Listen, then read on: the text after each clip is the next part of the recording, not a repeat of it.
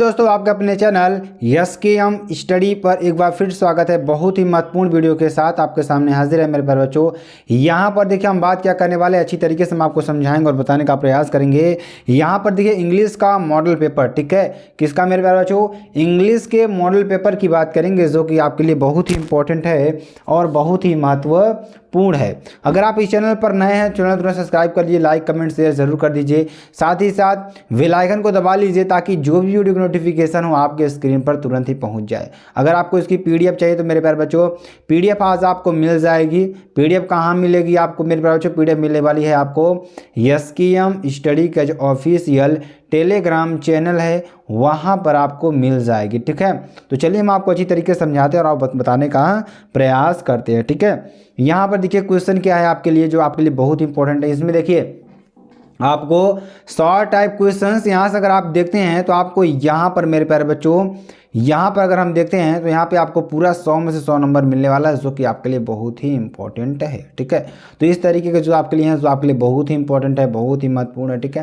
तो चलिए क्वेश्चन क्या है, क्वेश्चन बहुत ही इंपॉर्टेंट है। 100 टाइप क्वेश्चन की बात करेंगे पहले, उसके बाद आपको स्टैंजा लेंगे, उसके बाद आपको लॉन्ग टाइप क्वेश्चन की बात करेंगे, ठीक है।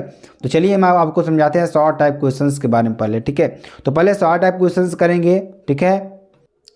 यहाँ आप देखिए आपके लिए क्वेश्चन क्या है, क्वेश्चन आपके लिए क्या है, What is the reason that made M. Hamel declare that the lesson which he was going to teach on that faithful day was to be the last lesson, ठीक है।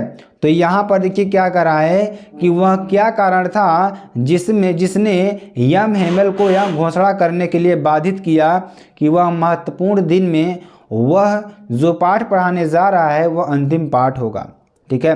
यानी जो पाठ पढ़ाने जा रही हूँ वो क्या होगा, उसका अंतिम दिन होगा या अंतिम पाठ होगा।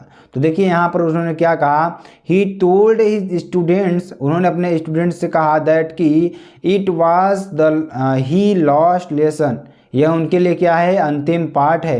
ही वुड गिव देम, जो उनके द्वारा दिया जा रहा है। The order had come from Berlin to teach only German in the schools of Alsace and Lorraine, यानी कि वह अकेले थे जो कि बर्लिन से आए हुए थे और यहाँ पर क्या था कि वो किस स्कूल में पढ़ा रहे थे, एलेस यानी कि एल्सेस एंड लॉरेन स्कूल में उन्होंने पढ़ा रहे थे, ठीक है। अगला देखिए, the new master would come the next day, यानी कि नए मास्टर आपके अगले दिन आएंगे, ठीक है, या आ सकते हैं।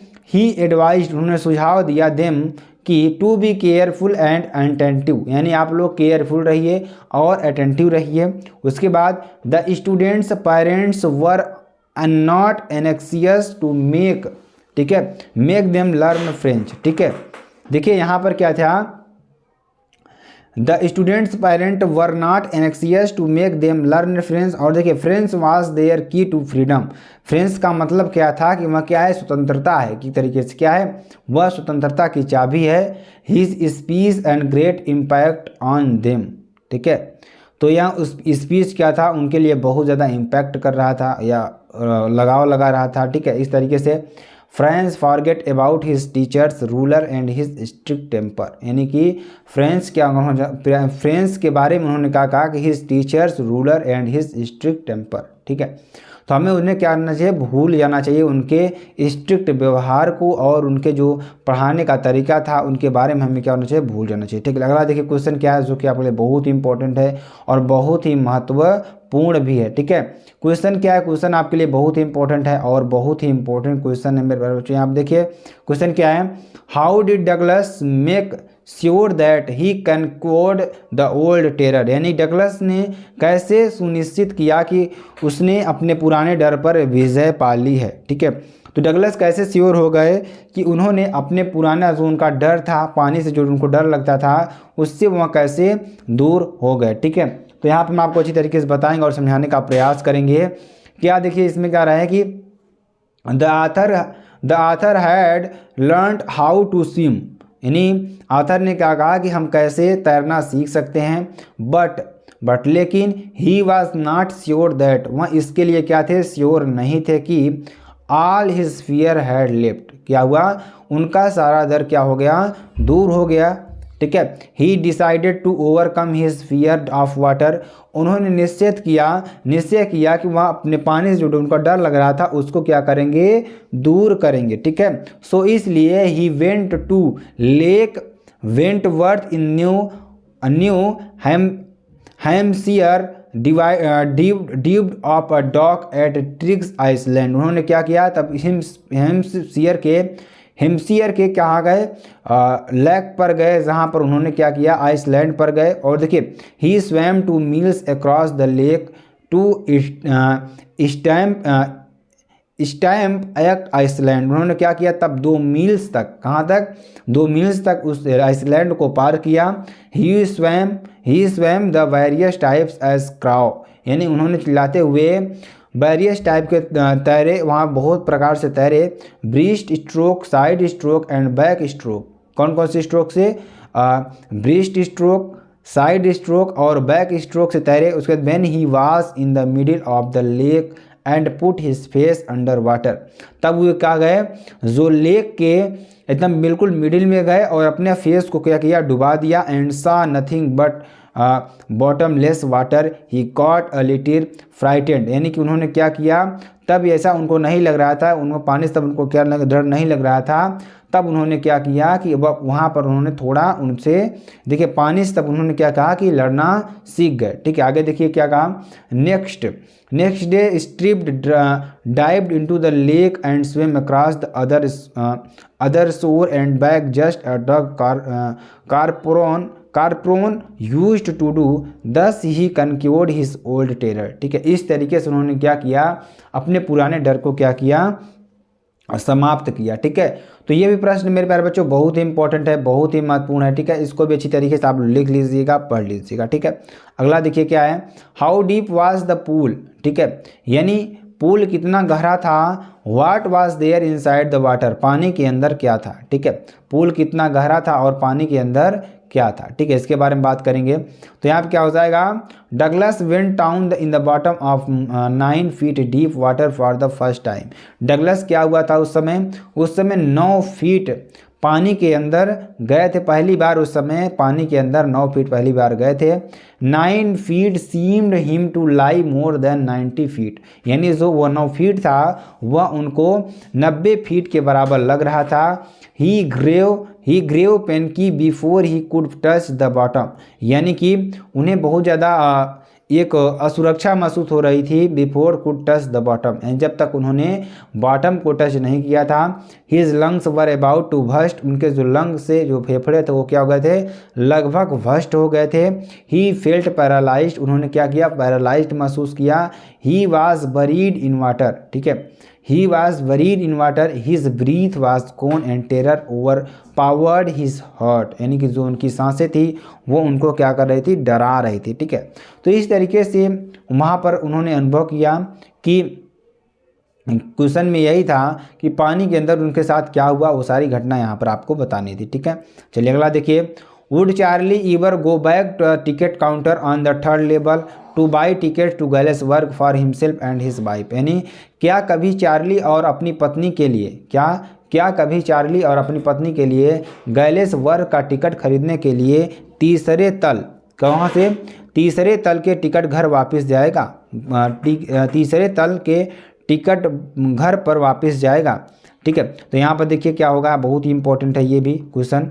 नो, नहीं, Charlie never again found the corridor that, वहाँ पर दोबारा नहीं जाएगा। Led to the 3rd level at Grand Central Station, यानी कि कहाँ पर, ग्रांडर यानी तीसरे लेवल है कहाँ पर, ग्रांड सेंट्रल स्टेशन पर। और आल्दो यद्यपि he had tried to reach there many a time, यद्यपि वहाँ पर पहुँचने के लिए, यानी कि वहाँ पर प्रयास किया गया, उसको पहुँचने के लिए वहाँ पर कई बार उसने प्रयास किया, ठीक है। ये आपके लिए हो जाएगा। अगला क्वेश्चन देखिए मेरे प्यारे बच्चों क्या है, जो कि आपके लिए बहुत ही इंपॉर्टेंट है। What do you infer from Sam's letter to Charlie, आप चार्ली के नाम सैम के पत्र में क्या निष्कर्ष निकालते हैं। तो आप देखिए, आप चार्ली के नाम सैम के पत्र में क्या निष्कर्ष निकालते हैं।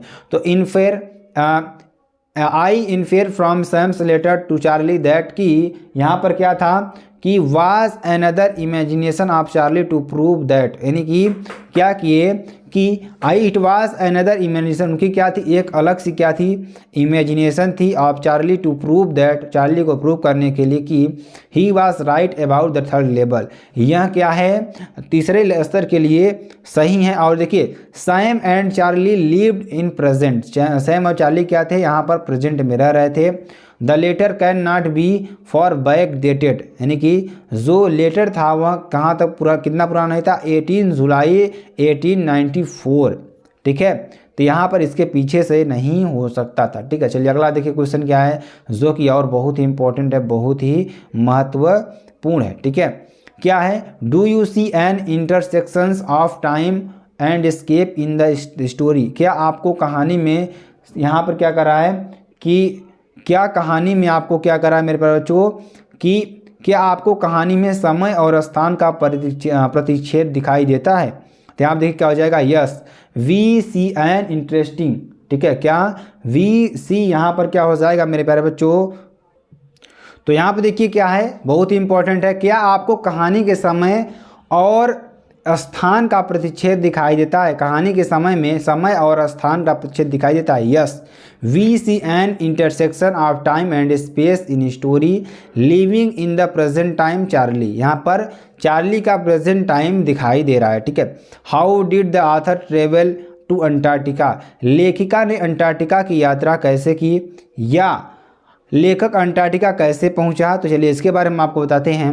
तो the author travel to America and a Russian research vessel, यानी एक रशियन विसेल के द्वारा, एक पोत के द्वारा, और एकेडमिक सोकोलस्की, ठीक है, एक एकेडमिक सोकोलस्की के द्वारा।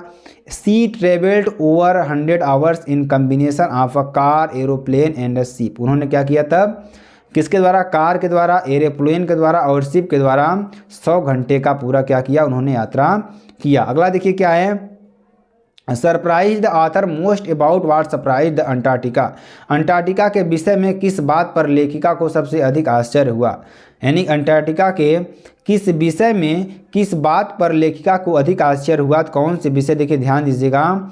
The author got the knowledge that India and Antarctica were once part of the same land mass, कहाँ पर, यानी द ऑथर जो गॉट नॉलेज था, उनका नॉलेज कहाँ था कि India and Antarctica were once part of same land mass, यानी कि क्या है, अंटार्कटिका और इंडिया एक सेम जैसे क्या है, एक स्थान है।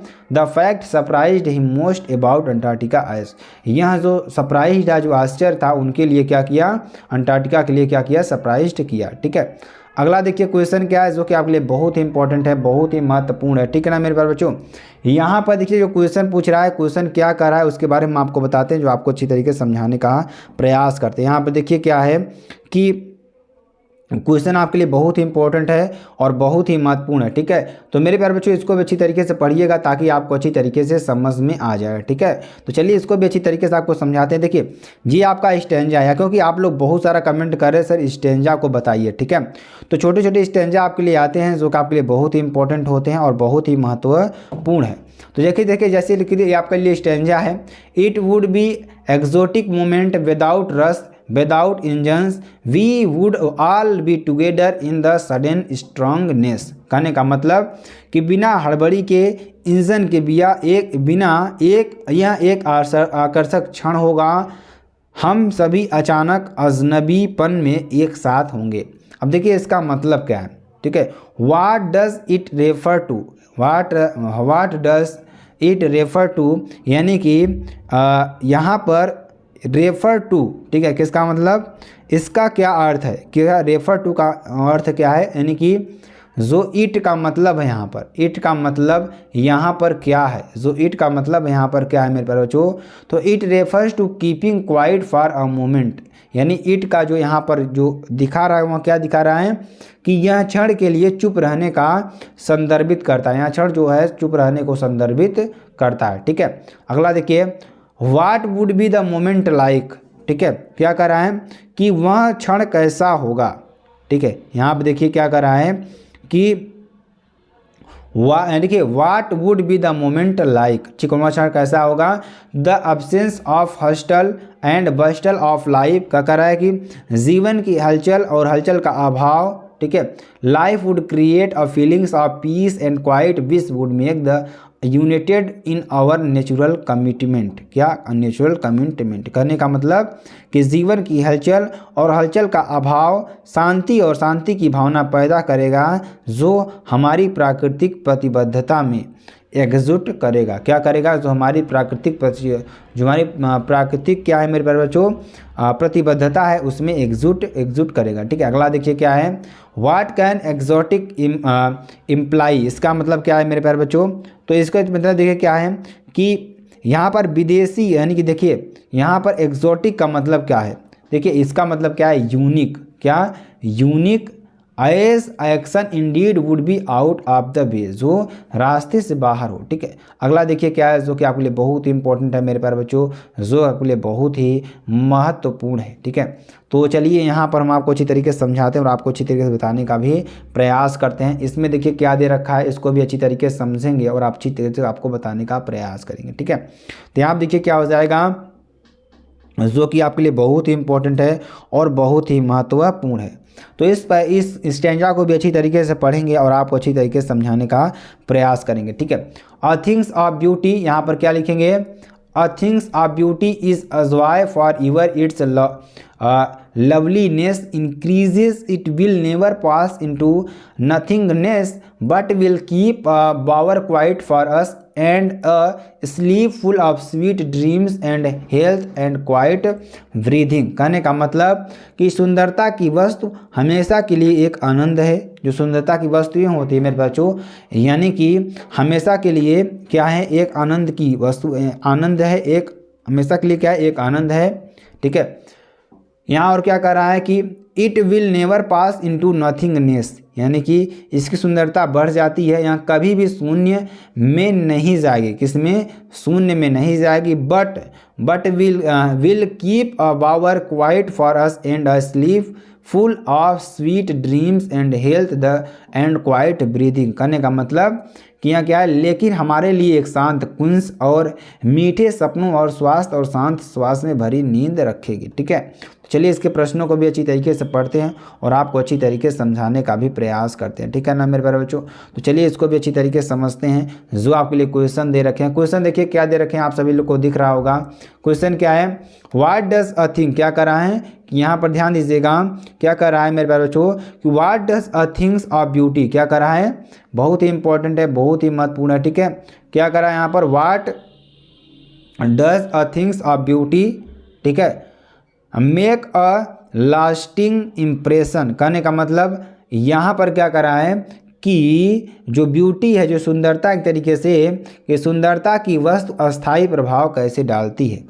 जो सुंदरता की वस्तु है वह अस्थायी प्रभाव कैसे डालती है, तो कैसे डालती, चलिए, beauty makes a permanent impression on our minds as इधर remains fresh in our memory. यानी सुंदरता हमारे दिमाग पर एक अस्थायी छाप छोड़ती है क्योंकि यह हमारी स्मृति में ताज़ा रहती है। कहाँ रहती है? मेमोरी में क्या रहती है? ताज़ा रहती है। इनफैक्ट द इम्पैक्ट ऑफ, देखिए क्या करा यहाँ पर, in fact of the beauty of nature increases with the process of time. क्या?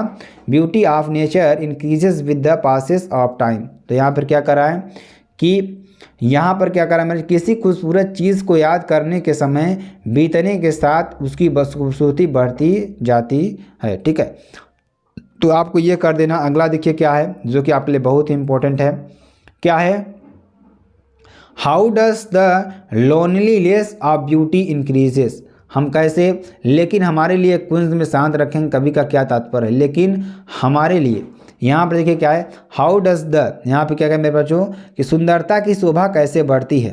ठीक है, वास्तव में देखिए सुंदरता की शोभा कैसे बढ़ती है, तो beautiful things make a your lasting impression on man's mind and soul. Recalling a beautiful thing only increases its beauty with the passes of time. कहने का मतलब कि सुंदरता चीज़ें मनुष्य के मन में आत्मा एक चिरस्थायी प्रभाव डालती हैं। क्या करती हैं? एक चिरस्थायी प्रभाव डालती हैं। किसी खूबसूरत चीज़ को याद करने से समय बीतने के साथ उसकी खूबसूरती बढ़ती जाती है। ठीक है, अगला देखिए क्या है, what does the poet mean by. देखिए यहाँ पर क्या कर रहा है, what does the poet mean by but will keep a power quite for अस। कहने का मतलब कि यहाँ पे देखिए क्या करा, लेकिन हमारे लिए एक कुंज को शांत रखेंगे, इसका कवि का क्या तात्पर्य है। ठीक है, तो आपको ये लिख लेना, to keep power means keep shade, क्या करना है, छाया को बनाए रखना, for us where we can relax, जहाँ पर हम क्या कर सके, रिलैक्स कर सके। इन दिस पोएम, इस कविता में, द पोएट मीन्स दैट, इसका मतलब है कि if we do good deeds we will get peaceful place in the hereafter. ठीक है, तब हम क्या कर सकेंगे, यहाँ पर एक शांतिपूर्ण स्थान को खोज सकेंगे। ठीक है, ये आपके लिए बहुत ही इंपॉर्टेंट है, बहुत ही महत्वपूर्ण है। ठीक है, अगला क्वेश्चन देखिए क्या है, जो कि आपके लिए वेरी वेरी मोस्ट इंपॉर्टेंट है और बहुत ही महत्वपूर्ण है। ठीक है, देखिए पहले हम इस क्वेश्चन को करेंगे, उसके बाद तब अगला क्वेश्चन हम आपको अच्छी तरीके से बताएंगे। ये वाला क्वेश्चन क्या है, हम आपको अच्छी तरीके से समझाते हैं। देखिए क्वेश्चन क्या है, who was the tiger king, tiger king बाघ राजा कौन थे। Why was he named as a tiger king, उनका नाम बाघ राजा क्यों पड़ा। ठीक है, तो the Maharaja Pratibandapuram was the tiger king, कहाँ के महाराजा थे, प्रतिबंधनपुरम के, वो क्या थे, टाइगर किंग थे, बाघ राजा थे।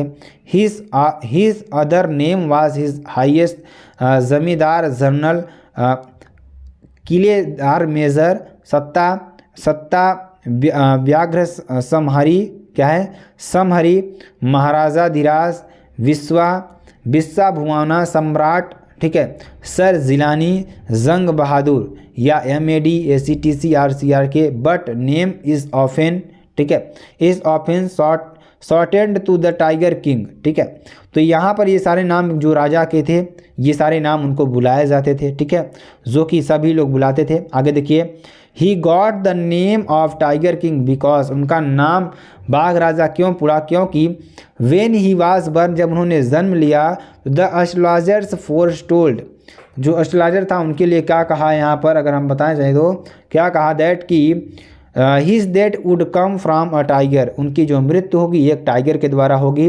When the king came at the age of 20 years, जब राजा 20 साल के हुए तो he came to know about his prophecy, यानी इस घटना को नहीं जान सकते थे।